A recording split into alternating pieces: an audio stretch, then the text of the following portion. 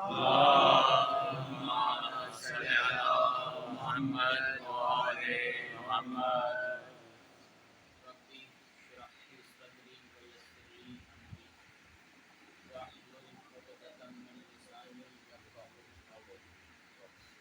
أما بعد فقد قال رسول الله صلى الله عليه وآله وسلم إن الحسين مصباح الهدى وسكينة النجاة وصلوات. اللهم صل على محمد وآل محمد. پروردگار عالم سے دعا ہے کہ وہ ہماری اس قلیب سی عبادت کو اپنی بارگاہ میں قبول فرما دے. جن مقاصد کے لیے یہ عزاداریاں، یہ مجالس، یہ محافل برپا کی جاتی ہیں، ان مقاصد میں ہمیں کامیابیاں نصیب فرما دے. ہمیں سبھی معانی میں شیعہ علی ابن ابی طالب علیہ السلام بننے کی توفیق عطا فرما دے. یوسف زہرا حجت خدا امام زمان علیہ السلام کا ظہور فرما دے اور ہماری دعاؤں کو قبول کر کے ہم پر احسان فرما دے. صلوات پر محمد اللهم صل على محمد وآل محمد. پروردگار عالم کا انتہائی لطف ہے، انتہائی احسان ہے، انتہائی کرم نوازی ہے اور ہم خالق کائنات کا انتہائی شکر ادا کرتے ہیں کہ اس نے اپنی بے انتہا لا تعداد مخلوقات میں سے ہمیں اشرف المخلوقات بنایا.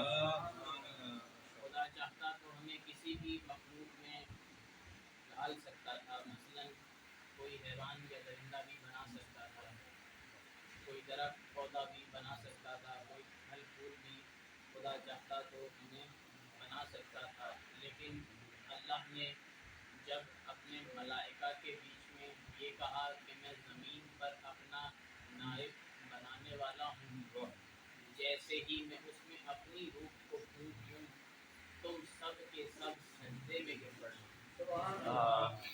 تو جیسے ہی خالق کائنات نے حضرت آدم علیہ السلام نے اپنی روح کو پھونکا، ملائکہ کو حکم دیا ہوا تھا کہ سجدے میں گر پڑنا، سب نے سجدہ کیا مگر ابلیس نے نہیں کیا. یہیں سے اب سجدہ کرنے والے کون تھے؟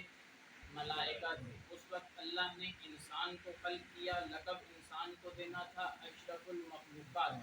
تو اس وقت جو اللہ کی سب سے بہترین مخلوق تھی اس سے سجدہ کر رہا ہے. تمام ملائکہ نے حضرت آدم علیہ السلام کو سجدہ کیا. اللہ نے وہیں سے ہی تمام مخلوقات میں انسان اور باقی مخلوقات میں امتیاز ڈال دیا کہ یہ انسان باقی تمام مخلوقات سے افضل ہے، فضیلت میں بلند ہے، فضائل میں بلند ہے.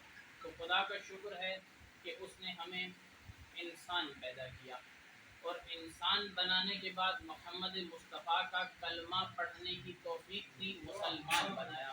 اور مسلمان بنانے کے بعد علی علیہ السلام و اولاد علی علیہ السلام کی ولایت کا اقرار کروا کے ہمیں صاحب ایمان بنایا. صاحب ایمان بنانے کے بعد امام حسین علیہ السلام کی اس فرش ازا میں شرکت کروا کے ہمیں عزادار ناطق قرآن بنایا.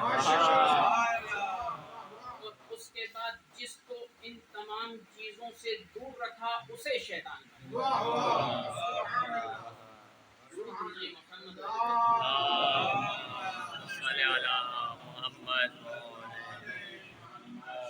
فطری طور پر ہمارے نقطۂ نظر سے یا آسمانی ادیان کے نقطۂ نظر سے اللہ نے انسان کو دو زندگیوں سے نوازا. ایک زندگی جس کا وقت معین، آپ کو کسی شخص کے آنے کی اور جانے کی خبر ہوتی ہے کہ کون کس وقت آیا اور کون کب چلا گیا. ہمیں اپنے آنے کا پتہ ہے، لیکن جب ہم چلے جائیں گے تو ہمارے بعد جو لوگ رہ جائیں گے ان کو ہمارے جانے کا بھی پتہ ہوگا کہ یہ فلاں تاریخ کو اس دنیا سے اٹھ. یہ ہے ایک زندگی. دوسری زندگی ہے جو کہ آپ سفید لباس پہننے کے बात शुरू करते हैं। दोनों जिंदगियों में आपको जिंदगी गुजारने के लिए कुछ लवाजमात चाहिए, कुछ वसाइल चाहिए जिनसे इस्तेफादा करके आपने इस जिंदगी में भी अपनी जिंदगी को कामयाब बनाना है और उस जिंदगी में भी अपनी जिंदगी को कामयाब बनाना है। तो तमाम तर वसाइल, ये जो मादी चीज़ें, इनसे हट कर एक सबसे ज़रूरी चीज़ जो हमें इस दुनिया की ज़िंदगी में चाहिए वो है हिदायत।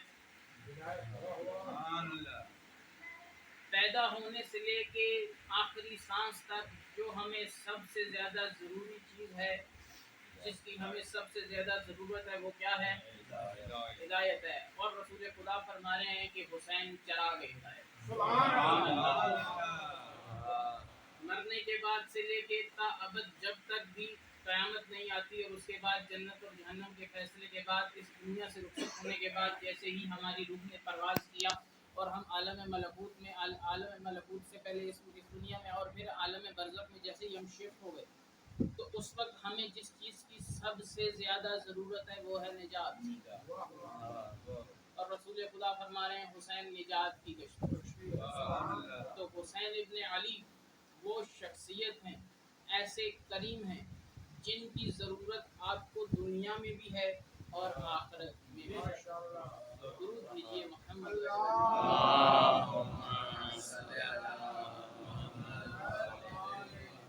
मैंने ये जो मशहूर व मारूफ हदीस आप साहिबाने फ़िक्र नज़र की खिदमत में पेश की, उमूमन इसको हदीस बोला जाता है क्योंकि रसूल खुदा की मुबारक लबों से सुना गया तो इसको हदीस बोला जाता है। लेकिन रसूल खुदा फरमाते हैं कि जब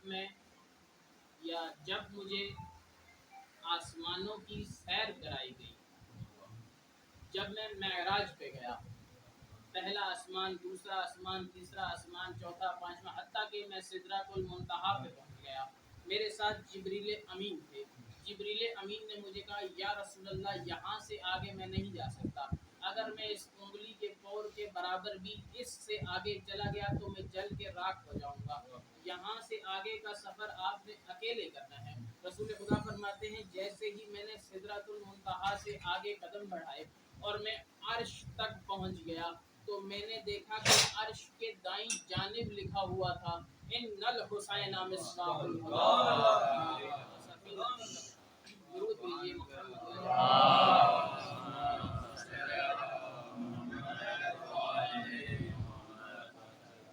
तो इमाम हुसैन अलैहिस्सलाम ऐसे करीम हैं कि विलादत से लेके शहादत तक हर सी रूह के लिए ऐसी बरकत है। फुतरस मलक से लेके हुर तक तमाम को मौला इमाम हुसैन अलैहिस्सलाम ने शिफा दी, निजात दी, बरकत दी। और वही हुसैन इब्न अली जो बचपन में रसूल खुदा सल्लल्लाहु अलैहि वसल्लम, आप अपने बच्चे को उंगली पकड़ के लेके जाते, रसूल खुदा इमाम हुसैन अलैहिस्सलाम को अपनी शानों पे बिठाते थे और शानों पे बिठा के जब इमाम हुसैन अलैहिस्सलाम को मदीने की गलियों से लेके गुजरते थे तो उस वक्त फरमाते थे, ए अहले मदीना, ए मेरे चाहने वालों, ए मेरे यारों, ए मेरे अस्हाब, गौर से सुन लो, अल हुसैन मिन्नी व अना मिनल हुसैन।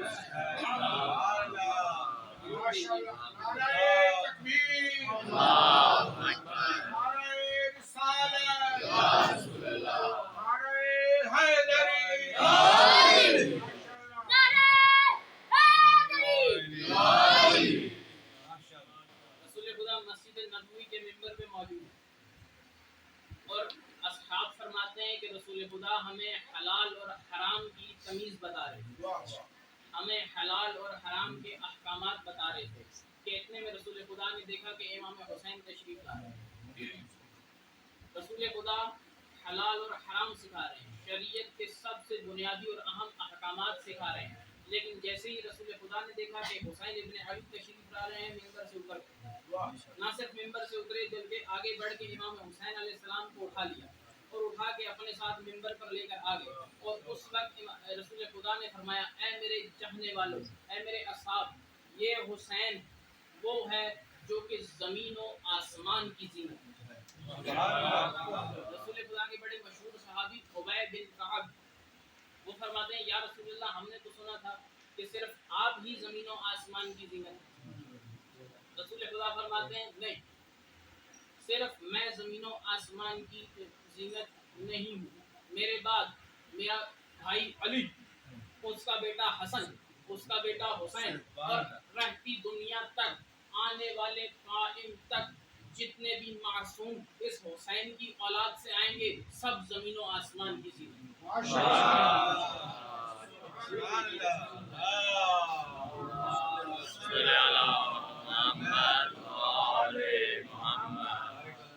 امام حسین علیہ السلام کی برکات، امام حسین علیہ السلام کی وجہ سے لوگ اپنی حاجات کو پورا کرواتے تھے۔ مولا امیر المومنین علی ابن ابی طالب علیہ السلام کوفہ کے ممبر پہ موجود ہیں۔ امام کا ایک صحابی امام کے پاس آتا ہے، آگے کہتے ہیں مولا بارش کی دعا کیجیے، بارش نہیں ہو رہی، قریب ہے کہ قحط پڑ جائے، آپ بارش کی دعا کریں۔ امام نے کہا حسین کو بلا لاؤ۔ جیسے ہی امام حسین علیہ السلام کا نام، اس نے کہا مولا آپ خود امیر المومنین ہیں، آپ کیوں نہیں دعا کرتے؟ آپ دعا کریں، آپ کی دعا میں بھی برکت ہے، آپ کی دعا سے بھی بارش ہو جائے گی۔ امام نے کہا بالکل تم نے ٹھیک کہا، ہماری دعا سے بھی بارش ہو جائے گی، لیکن یہ میرا بیٹا حسین ایسی شخصیت ہے کہ خدا اس کی بات کو رد نہیں کرتا۔ امام حسین علیہ السلام میں، جیسے کہ میں نے قدرت ملک کی بات کی کہ 700 سال تک اس کی توبہ قبول نہیں ہوئی، 700 سال تک ایک جزیرے میں پڑا رہا۔ جیسے ہی امام حسین علیہ السلام کی ولادت ہوتی ہے، جبریل امین کو خالق کائنات حکم فرماتا ہے کہ جاؤ جبریل رسول خدا صلی اللہ علیہ وآلہ وسلم کے گھر اپنے ساتھ اپنے ملائکہ کو لے کر جاؤ، اور جا کے رسول خدا کی خدمت میں اپنی طرف سے اور میری طرف سے امام حسین کی ولادت کی مبارکباد پیش کرو۔ حضرت جبریل امین 1,00,000 ملائکہ کے ساتھ رسول خدا کے گھر کا رخ کرتے ہیں۔ راستے میں اسی جزیرے پہ فطرس ملک ملتا ہے، اسی جزیرے پہ فطرس ملک ملتا ہے، اور فطرس ملک کہتا ہے کہ مجھے بھی لے جاؤ، شاید رسول خدا میری شفاعت کر دیں، شاید رسول خدا میری شفاعت کر دیں، شاید رسول خدا میرے لیے دعا کر دیں۔ جبریل امین نے خالق کائنات سے درخواست کی کیا مجھے اجازت ہے کہ میں فطرس کو لے جاؤں؟ خدا نے کہا ہاں بالکل جبریل لے جاؤ۔ جیسے ہی جبریل امین پہنچے اور مبارکباد کا سلسلہ شروع ہوا، جیسے ہی مبارکباد کا سلسلہ ختم ہوا، جبریل نے کہا یا رسول اللہ یہ فطرس ہے، اس سے کوئی خطا ہو گئی تھی، خدا اس کو معاف نہیں کر رہا، اس کے لیے شفاعت کریں۔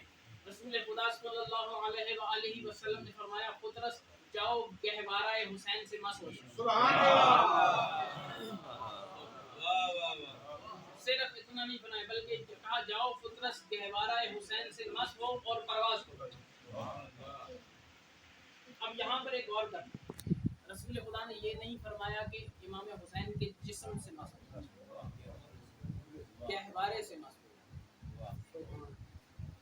اب ہر وہ چیز خدا فرماتا ہے، رسول خدا فرماتے ہیں کہ ہر وہ چیز جس کی نسبت مولا امام حسین علیہ السلام کے ساتھ منسوب ہو جاتی ہے، جو چیز منسوب ہو جاتی ہے امام حسین علیہ السلام کے ساتھ، خدا بند عالم کی نظر میں وہ چیز بلند ہو جاتی ہے۔ سبحان اللہ۔ وہ چیز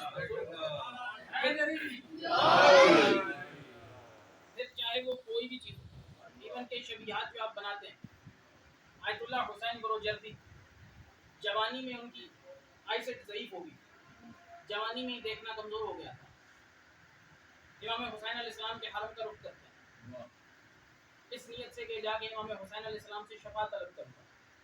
اس وقت وہ ٹرین میں سفر کیا ہوں، ٹرین میں سفر کر رہے تھے تو 40 کے دن قریب کچھ زائرین ٹرین میں جا رہے تھے امام حسین علیہ السلام کی زیارت کرنے کے لیے۔ آیت اللہ حسین بروجردی فرماتے ہیں کہ میں ٹرین کی برتھ پہ سوئے ہوئے ایک زائر کے پاؤں پہ لگی مٹی کو میں نے اپنی آنکھ پہ لگایا، جیسے ہی اس زائر کے پاؤں پہ لگی مٹی کو میں نے آنکھ پہ لگایا، آج میں 80 سال کا ہوں اور میری آنکھ بالکل یہ فضائل ہے مولا امام حسین علیہ السلام کی۔ امام صادق علیہ السلام فرماتے ہیں کہ امام کے قتل کا کوئی عوض نہیں، لیکن امام زمانہ فرماتے ہیں کہ امام کے قتل کے 4 عوض ہیں، امام حسین علیہ السلام کے قتل کے 4 عوض ہیں۔ اللہ نے امام کے قتل کے بدلے میں امام کی نسل میں 9 اماموں کو رکھا۔ دوسرا، امام کے قتل کے عوض میں خالق کائنات نے امام حسین علیہ السلام کی قبر کی مٹی کو شفا بنایا، اور علماء فرماتے ہیں صرف قبر کی مٹی نہیں بلکہ پورا 3 کلومیٹر کا جو احاطہ ہے، کہیں سے بھی مٹی کو لے کے آپ پانی میں گھول کر اس مریض کو پلائیں جس کو آج تک شفا نہیں ملی۔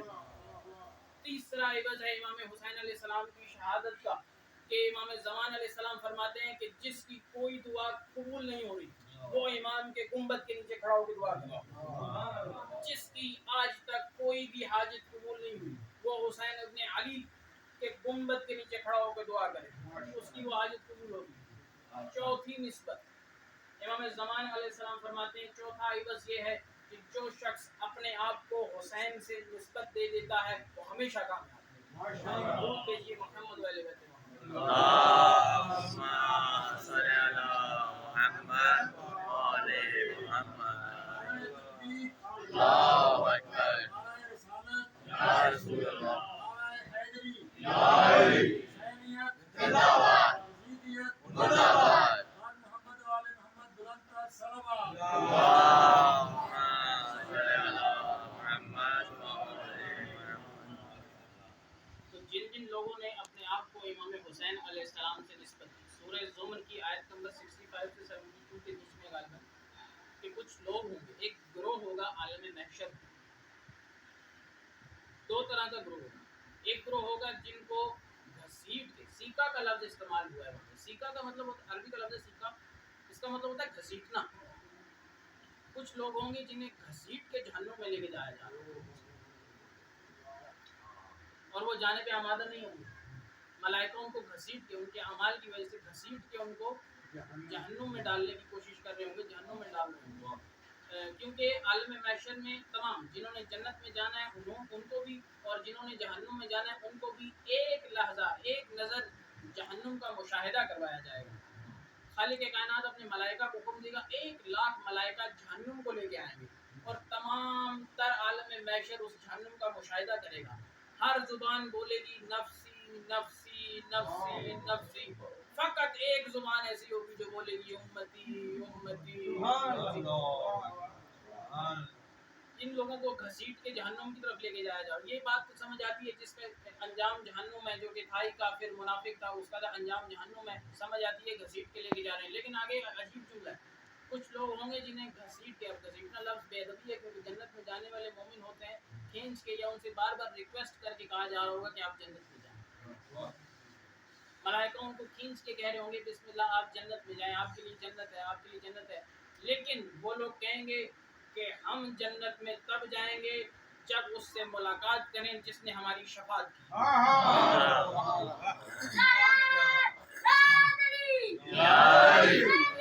زندہ باد، مردہ باد، ہم اس کی زیارت کے بغیر جنت میں نہیں جائیں۔ تو خالق کائنات مولا امام حسین علیہ السلام کو حکم دے کہ یا حسین ابن علی، یہ وہ لوگ ہیں جن کی آپ نے شفاعت کی، یہ آپ کے بغیر جنت میں جانے کے لیے تیار نہیں۔ آیت اللہ حافظ بشیر نشفی فرماتے ہیں یہ وہ لوگ ہیں جو شہداء کربلا۔ روایت میں خدام حسین کا بھی ذکر ہوا۔ شہداء کربلا جب امام حسین علیہ السلام کی زیارت کریں گے، روایت کے جملے ہیں، امام شہداء کو دیکھیں گے، شہداء امام کو دیکھیں گے، اتنے طویل مدت تک دیکھیں گے کہ عالم معاشر خالی ہو جائے گا۔ جنت والے جنت میں جا چکے ہوں گے، جہنم والے جہنم میں جا چکے ہوں گے۔ اس وقت خالق کائنات اپنے ملائکہ کو کہے گا کہ ان کو لے کے جاؤ، ان سے ریکویسٹ کرو کہ یہ جائیں، امام حسین علیہ السلام کے ساتھ یہ لوگ جنت میں جائیں۔ آخر ایسا کیوں ہے کہ عالم محشر میں بھی حسین ابن علی علیہ السلام کے چہرے سے نگاہ نہیں ہٹ رہی؟ امام علیہ السلام جب 28 رجب کو مدینہ سے رخصت ہو رہے ہیں کربلا کے لیے، راستے میں مکہ میں قیام کیا، مختلف مقامات پر مختلف اصحاب کے ساتھ ملتے رہے اور قافلہ بنتا رہا اور بڑا ہوتا رہا۔ لیکن امام علیہ السلام کی وعظ و نصیحت، امام کا اخلاق، امام کا رویہ، امام کی باتیں ان کے دلوں میں ایسی اتری کہ یہ لوگ جب امام علیہ السلام نے چراغ بجھا دیے کوئی جانے کو تیار نہیں۔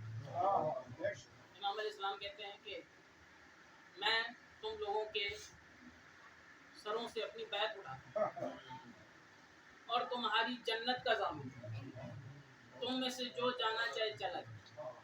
امام نے چراغ بجھا دیا۔ امام نے کہا اگر تم شرما رہے ہو، امام نے کہا اگر تم شرما رہے ہو کہ روشنی ہے، اس لیے امام نے چراغ بجھا دیا۔ کچھ دیر بعد جب چراغ روشن ہوئے، دیکھا کہ ویسے کہ ویسا ایک خانہ، کوئی ایک شخص بھی اٹھ کے نہیں جانا، کوئی جاننے کو تیار نہیں۔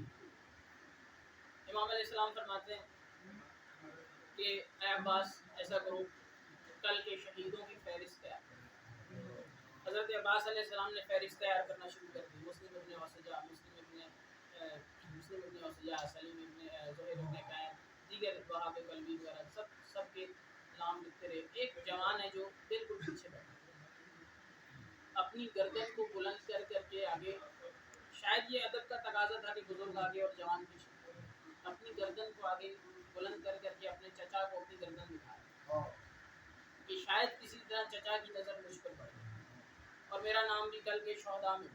جب فہرست مکمل ہوئی، حضرت عباس علیہ السلام نے اس کتابچے کو بند کیا تو قاسم اٹھ کے امام حسین کے پاس چلے گئے. کہا چچا کل کے شہیدوں میں میرا نام نہیں ہے. امام حسین علیہ السلام فرماتے ہیں قاسم بیٹا آپ کل علی اصغر بھی شہید.